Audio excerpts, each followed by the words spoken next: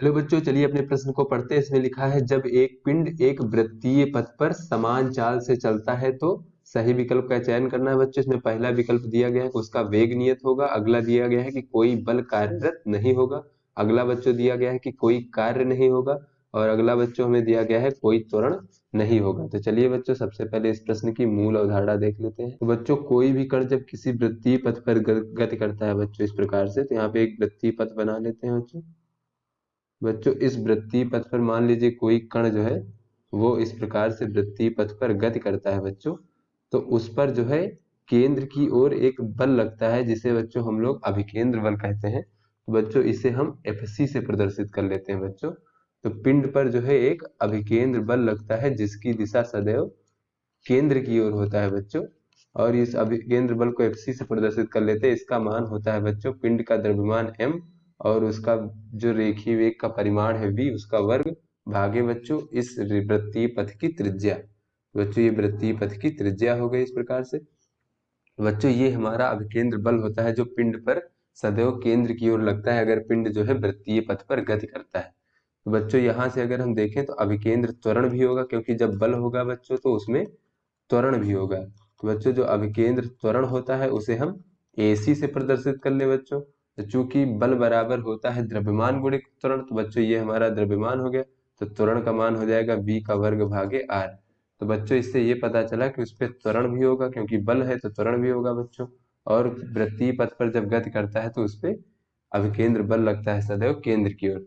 ऐसे में बच्चों अगर हम इसका वेग देख ले बच्चों, तो किसी भी पिंड का जो वेग होता है वृत्तीय पथ पे जब गति कर रहा होता है बच्चों, तो वो उसके पथ की स्पर्श रेखीय दिशा में होता है बच्चों। तो जैसे इस अवस्था में अगर इसका वेग देखें तो ये हमारा वेग का परिमाण हो जाएगा बच्चों। वेग का परिमाण ही चाल कहलाता है और ये बच्चों इसकी दिशा हो जाएगी वेग की। तो ऐसे में अगर बच्चों देखें तो यहाँ पर वेग की दिशा सदैव जो है ये अभिकेंद्र बल के अभिलंबवत होगी, क्योंकि बच्चों अभिकेंद्र बल की दिशा केंद्र की ओर है और वेग की दिशा जो है स्पर्श रेखीय दिशा में होती है। तो इस प्रकार से वेग की दिशा होगी। अगर बच्चों हम किया गया कार्य देखें कि कार्य क्या होता है बच्चों, तो कार्य को हम लोग W से प्रदर्शित करते हैं। और ये बच्चों कार्य हमारा होता है बल गुणे विस्थापन और गुणे बच्चों कास थीटा। और ये थीटा जो होता है बच्चों ये बल और विस्थापन के बीच का कोण होता है। तो चलिए बच्चों अब अपने प्रश्न को हल करते हैं। बच्चों इस प्रकार से ये वृत्तीय पथ हमने बना लिया है। यहाँ पर ये मान लीजिए कोई पिंड है इस प्रकार से गति कर रहा है। तो बच्चों ये जब गति करेगा तो इसमें सदैव केंद्र की ओर एक अभिकेंद्र बल लगेगा इस प्रकार से।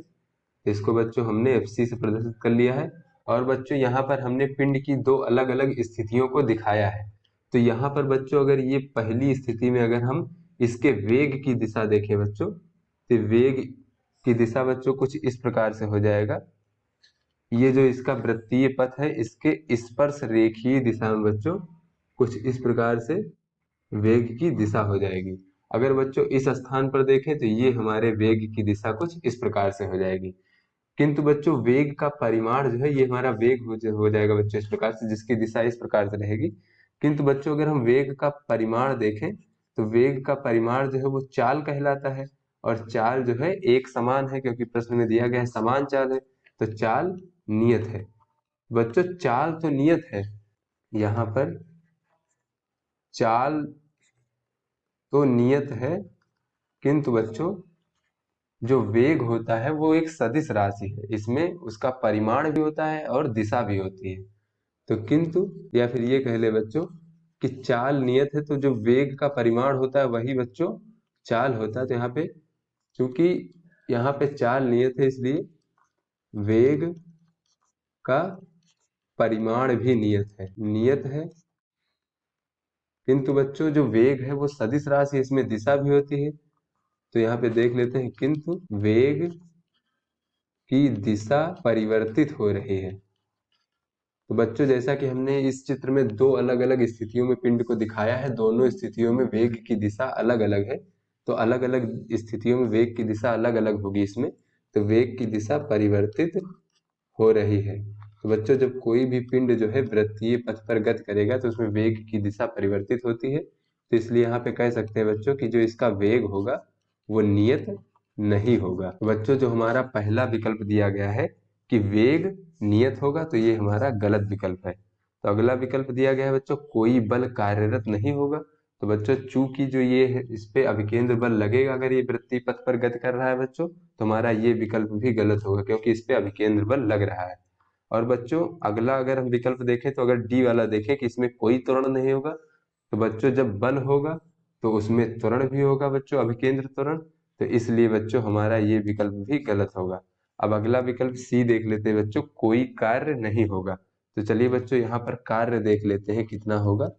तो कार्य के लिए बच्चों ये W बराबर होता है बल गुणे विस्थापन और गुणे बच्चों कास थीटा। तो यहाँ से अगर हम बच्चों देखें कि जो विस्थापन होगा वो वेग की दिशा में होगा बच्चों, तो यहाँ पे विस्थापन की दिशा और बल की दिशा के बीच में जो कोण है वो 90 डिग्री है। तो यहाँ पे हो जाएगा बच्चों एफ डी कास 90 डिग्री, और कास 90 डिग्री का मान बच्चों 0 होता है। तो इस प्रकार से जो किया गया कार्य होगा बच्चों वो 0 होगा, अर्थात कोई कार्य नहीं होगा। तो बच्चों इसको इस प्रकार से समझ लेते हैं कि बल की दिशा में तो इसका विस्थापन हो ही नहीं रहा है, क्योंकि बल की दिशा में देखें बच्चों तो इसका केंद्र से दूरी समय सदैव त्रिज्या के बराबर होगी बच्चों। तो बल की दिशा में कोई विस्थापन न होने के कारण इसमें जो है विस्थापन शून्य है बल की दिशा में, इसलिए कार्य जो है वो भी शून्य होगा। तो बच्चों ये विकल्प जो है कि कोई कार्य नहीं होगा, यही हमारा सही विकल्प होगा। तो आशा करते हैं बच्चों ये आपको समझ में आ गया होगा। धन्यवाद।